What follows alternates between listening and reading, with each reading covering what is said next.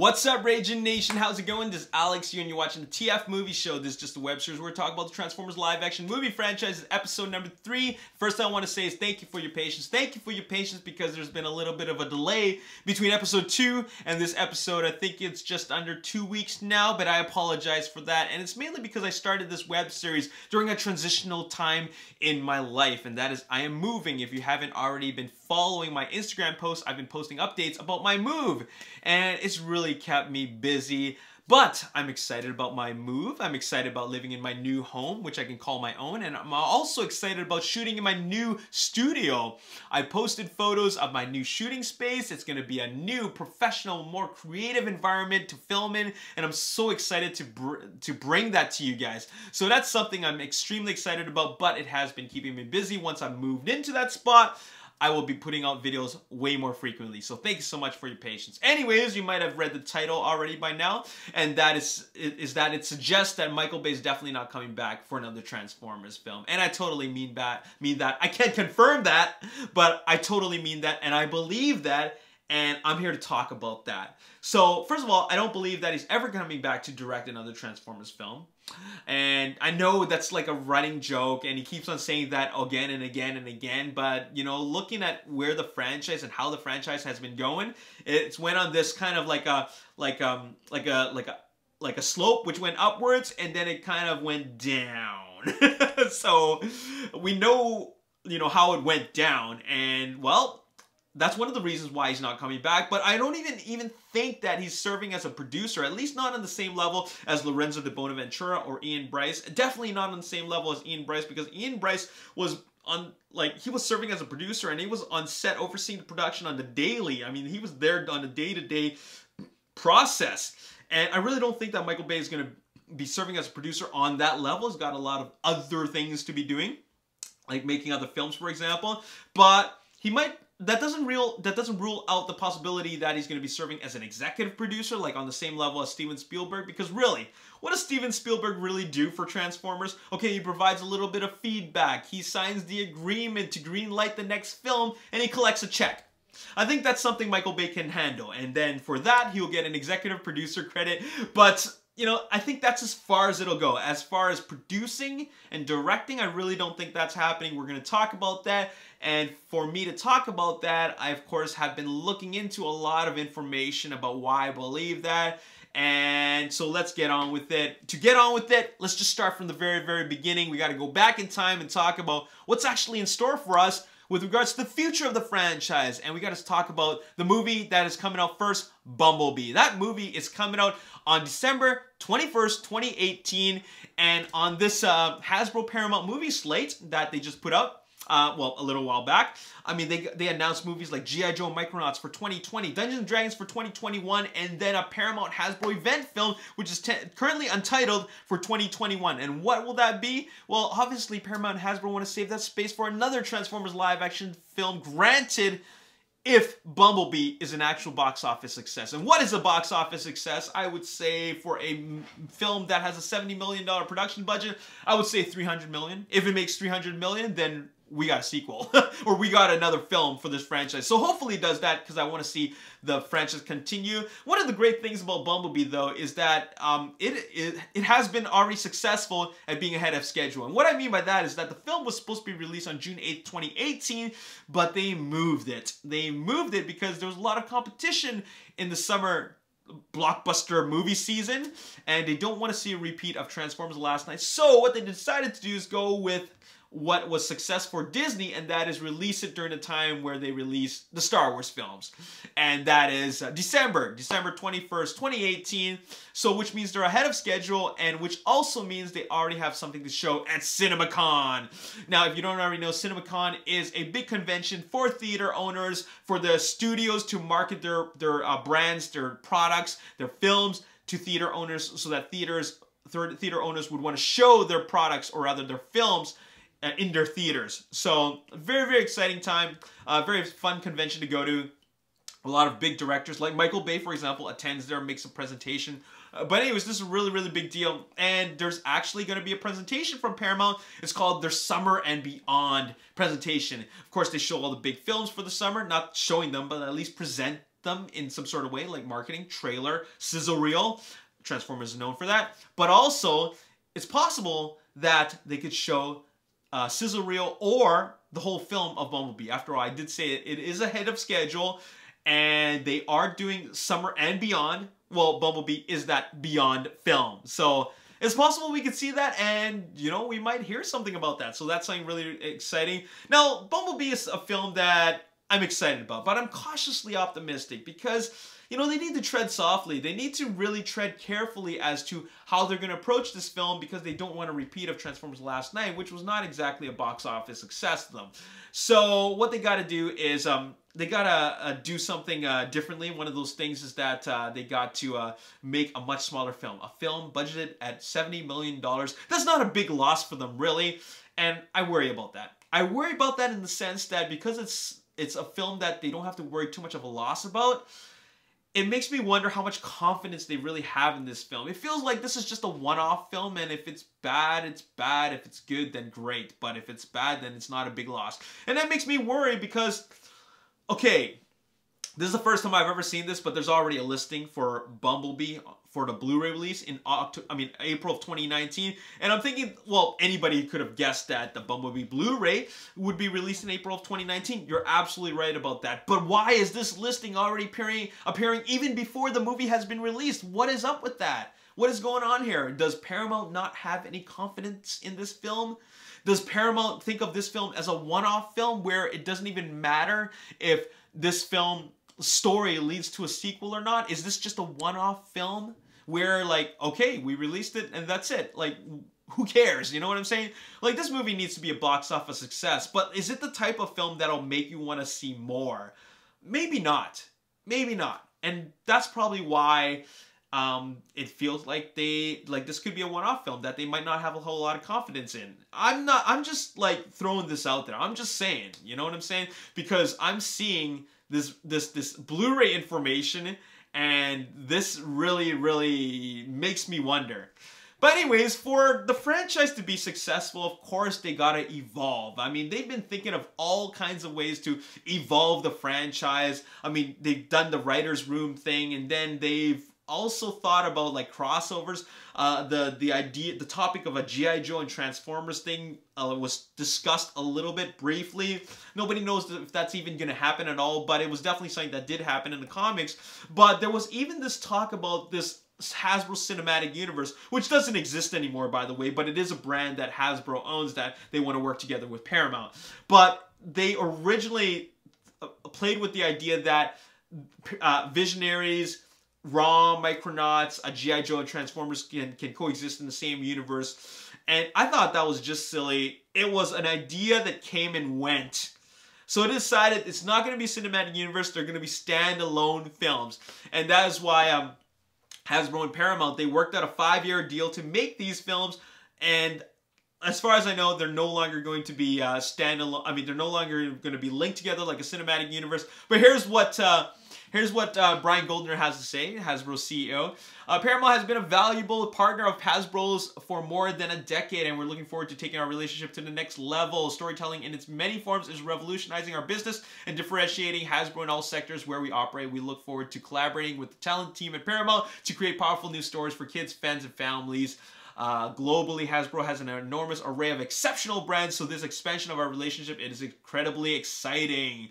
We look forward to working with Brian Goldner and Stephen Davis and Hasbro and AllSpark teams to create extraordinary film properties for all audiences. So, this just means that they are evolving their brand. It's not just Transformers focused. There are a lot of other brands, but there's something very interesting they decided to mention there. AllSpark teams. The AllSpark teams. What is the AllSpark teams? Well, the AllSpark teams is AllSpark Animation. AllSpark Animation is like a subsidiary of the Paramount and Hasbro.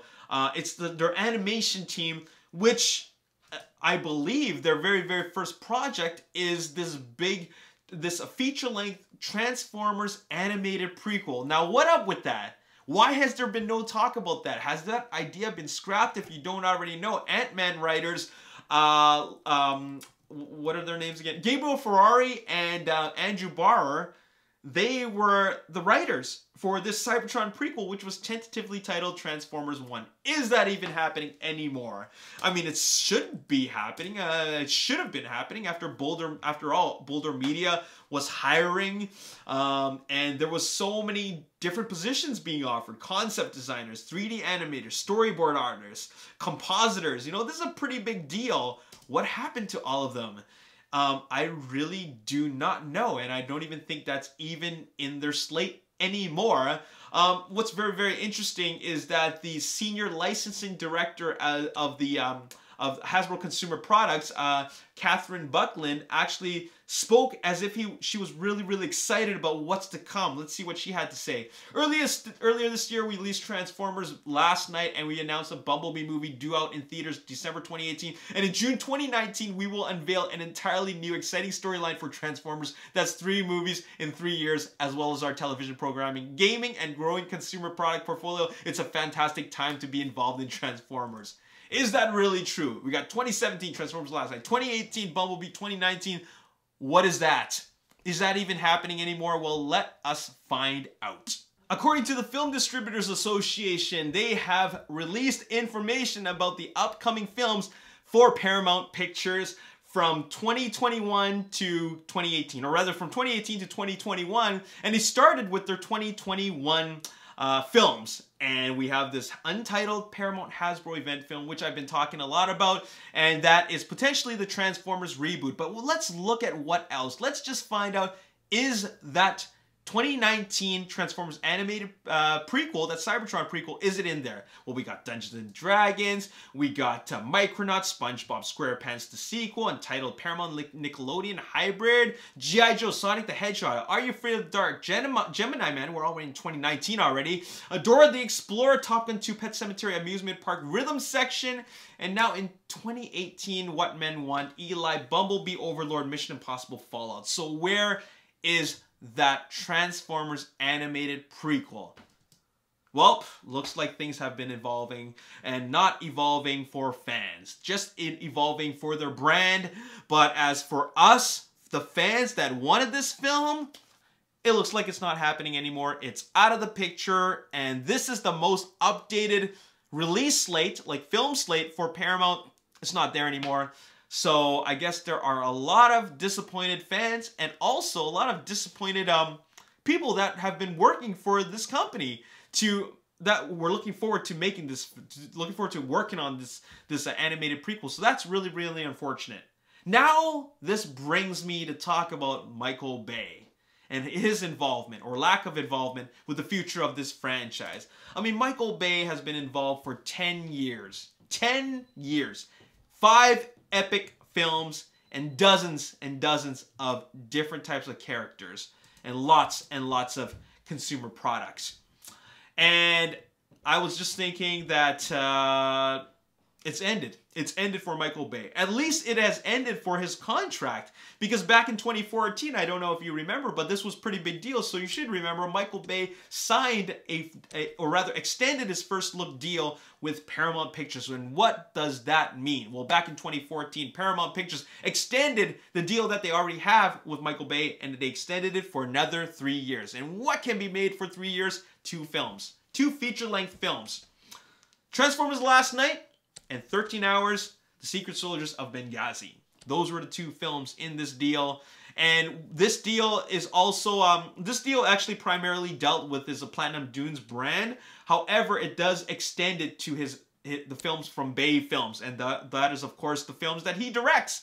And this was a 3-year deal. It's 2018 now. It started in 2014, 2015, 2017. And even if it extends to 2018, it is done. So contractually, he no longer needs to direct anything for Paramount. I'm sure he's going to work with Paramount again. After all, he's, Paramount has given Michael Bay a lot of work, and Michael Bay has given or made Paramount a lot of money. But there really are a lot of things leading to the possibility or the potential that everything that he's created is really just gone downhill, or gone to, whew, you know what I'm saying? And well, one of the things is, and this was announced like quite a while ago in August, and that is the Transformers All-Star Writers Room, led by Akiva Goldsman, has disbanded. Now that sounds like bad news. I mean, that sounds like bad news, but come on, guys. What do you really expect to happen? Are they going to stay together forever? No. Come on. They were just there to meet for those 2 months, and then they disband, and they got to work on their other films. They're not going to work together forever. So I know a lot of people are disappointed about that, but you misinterpreted that news. What that really meant is that they went to work on their own things. There's a lot of things going on. And once another Transformers movie comes where they're involved to write it, that individual writer or writers will work on them. But the fact is that that team has disbanded. That writer's room really is not something that, that unfortunately came to light, because it looks like with the Transformers animated prequel no longer being on the slate, it looks like it really all comes down to the success of Bumblebee. And so everything looks like it all comes down to Bumblebee, even if we're going to even get a reboot. Now, really, what does that have to do with Michael Bay? Well, that was kind of like the like creating a platform for Michael Bay to work with. And even if it wasn't going to be Michael Bay, it's at least a continuation of what he created. So looks like that's done. That's done with. Now, another thing that was a huge success for the previous 2 Transformers films, or at least or a huge contributor of the box office, was the fact that they were involved with these Chinese production companies. And these Chinese production companies helped actually finance the film, distribute the film, and made sure that it got released in the widest market in China so that they could bring in the biggest box office take. And well, this doesn't look good at all. Okay, now this was announced back in August, and Viacom executives, those are the executives at Paramount, they were flying to China as Huahua film slate deal looks shaky. What does that even mean? Okay, well, this is what they have to say. Yeah, we have incurred losses for the first months of the current year. These are not trivial losses. They are huge losses. Now, this has not just to do with Transformers Last Night, but other films. For example, Baywatch, Ghost in the Shell, and a lot of films that they invested into. This doesn't look good for Paramount Pictures or Transformers when they're about to not want to deal with them because of how poor the box office take was for Transformers. Viacom needs to explain a better plan for how it spends our investment money. Okay? That is a pretty big deal. Those are strong words. They better have an explanation for this because they invested their money. Anyways, Lorenzo de Bonaventura, I mean, he was a little bit more optimistic, but he approached this situation a little bit more delicately, and he says that it is happening. It's happening. I think it's starting and stopping because there are lessons to be learned. We can only accelerate the pace. The more we do it, the more refined we get at it. So practice makes perfect. Sure, they suffered losses, but they started up strong. They're gonna stop for a bit, like go and pause, okay? But then they're gonna go again. Hopefully, the Bumblebee movie is a success so that they can move forward again. Paramount loses slate financing deal with China's Huahua. So they tried to fix things. The Viacom executives flew over there to try to fix things. Unfortunately, it didn't work out. They lost that financing deal with the distribution company, the production company, and Paramount's chairman and CEO, Jim Giannopoulos, had something to say, and that is, the actions we are announcing today establish a financing model that is better aligned to Paramount's new strategic approach to film production. Our focus on a more balanced slate, a mix of big, broad audience films and more targeted and more co-branded films made with greater fiscal discipline, demands a more flexible and tailored financing model going forward. So there you have it. There you have it. It's they are learning from this. They feel that they're going to change things up, and most importantly, they're going to have a more disciplined financial plan. Okay, they're going to put more discipline into this and not just go all guns out blazing. You know, they're not going to just do this like they did Transformers Last Night. So this is a pretty big deal. I know a lot of this stuff doesn't relate directly with the story, but behind the scenes there are a lot of stuff going on. And it doesn't just end there. it doesn't end there with the disbanding of the writer's room, with the poor box office, with the loss of a distribution partner in China. Tentpole vet producer Ian Bryce makes first look Netflix deal. So it looks like producer Ian Bryce, which is a really great asset to the Transformers live action franchise. He's done with it. He's working with Netflix. So anyone who has been fortunate enough to work with Ian Bryce will tell you he's one of the best. Netflix started a great relationship with him on War Machine, and his invaluable skill set will be a huge asset to us. So that is something that is actually happening. My team and I couldn't be happier to join Scott and the Netflix family as they continue to forge new creative pathways and boundaries. Our focus has always been on creating exciting and meaningful stories across multiple genres, and Netflix is the perfect home to that. It looks like, or rather it sounds like, he's about to get comfortable. And to top things off, now this is really, this just came out of nowhere, and this is something that I thought was kind of like the icing on the cake, almost the icing on the cake, and that is I read on TFW2005.com that Nelson, the admin for MichaelBay.com, or at least the forums, is shutting it down. Forums closing down. After much thought, I've decided to close down the forums. It's been a long time running these forums in the original form where the social media of its day, we had good times and not so good times, but what most of us had in common was that we liked Bay's movies. So he decided to shut it down. It's closing down, and I'm not sure exactly what came about this decision. I don't know if it's personal decisions or if it was Michael Bay himself that instructed him that, you know what, I don't think I want to be that involved with the fandom anymore. Let's shut it down. I don't know if that's happening, and if that was what happened, that could mean that Michael Bay really isn't having it anymore. Like, he's like done with this franchise, which means also being done with the fandom. So when I read that, I was like, I feel like Michael Bay is really exiting. Like, he's really exiting. And now here's the icing on the cake. Michael Bay sets 6 Underground and Robopocalypse as his next 2 projects. Now, this doesn't look I don't know if this is 100% confirmed yet, but this is definitely something that is well, it's not Transformers. This is something that is an entirely new film. 6 Underground and Robopocalypse. Robopocalypse is, I believe, is based off of a novel, which is a film that Steven Spielberg was originally supposed to direct, but he passed on that. And I'm just thinking, look, Michael Bay, he's well-versed in robot action movies. Robopocalypse just seems like the next best thing for him. Anyways, that's that. Excuse me. Woo!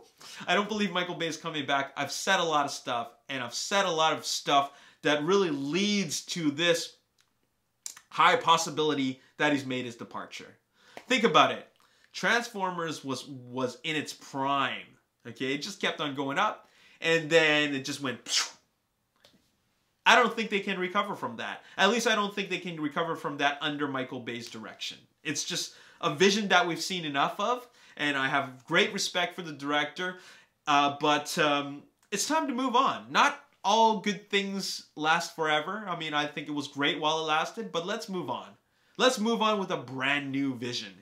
And, you know, this video is not really about me, like, demanding a new director or wanting to see another vision. I'm just here to tell it like it is. It really looks like this all leads to the end of the Michael Bay era for Transformers. And that could be a bad thing for some fans, but it could be a very good thing for a lot of other fans. At the end of the day, Michael Bay is off to do other things, which I congratulate him and wish him the best of luck. And I would like to see more of his films that are not Transformers, but it's also, if this reboot really happens in 2021, it's also a very exciting time for us fans to really see something brand new, fresh, and new.